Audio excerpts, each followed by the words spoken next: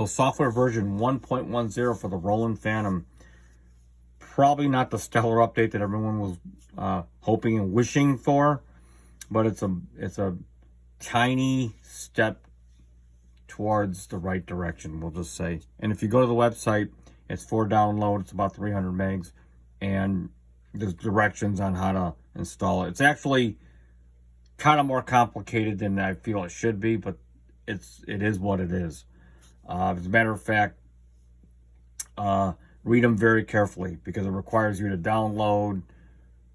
It requires you to extract the folder and put all the files in a root directory, which is basically bare naked on a memory stick, and then from there you have to install it, and it requires you to change the USB stick drive from one port to another. So you'll see it on the website, but anyway, a couple of the features that have stood out to me were real obvious. Were on this page here. Now that you've got an edit button and you have a search button, finally, which was kind of, when you get into user banks, you'd always have to go press C and bank C or D and had to scroll through them. Now you can just type in what you want. So if I type in I'll go, look, here's I'll be over you right here. So that it got to it pretty quick. So that's one nice feature. And then you have the capability of searching for your favorites by hitting the little star button, and just all your favorites will show up. And so now other feature that I wanted to look at, and some of the features seem kind of interesting that are listed on there. I just haven't figured out how they implemented them. And I looked at the new manual. They have posted an update to the manual as well, and they're not quite clear as to how you implement them. So maybe I'll post a video on those. So now if I go into a section here, let's go into drum track here. Okay, so if I hit pattern utility, now with the addition of this edit button, which you did not have, you had modify, copy, paste, delete.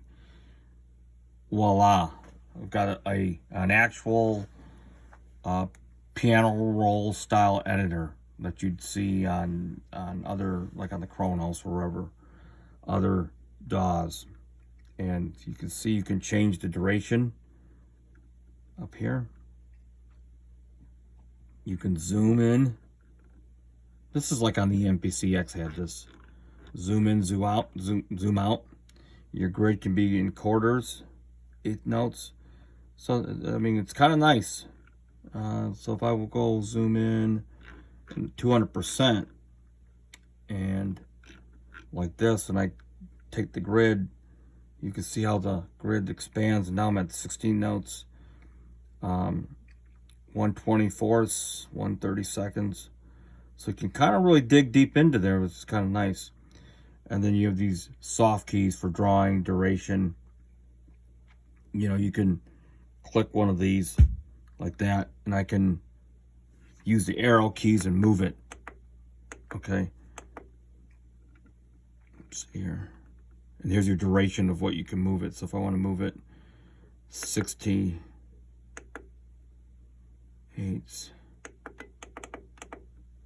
Okay, that I haven't figured out. I'm not sure exactly why. That may be for drawing.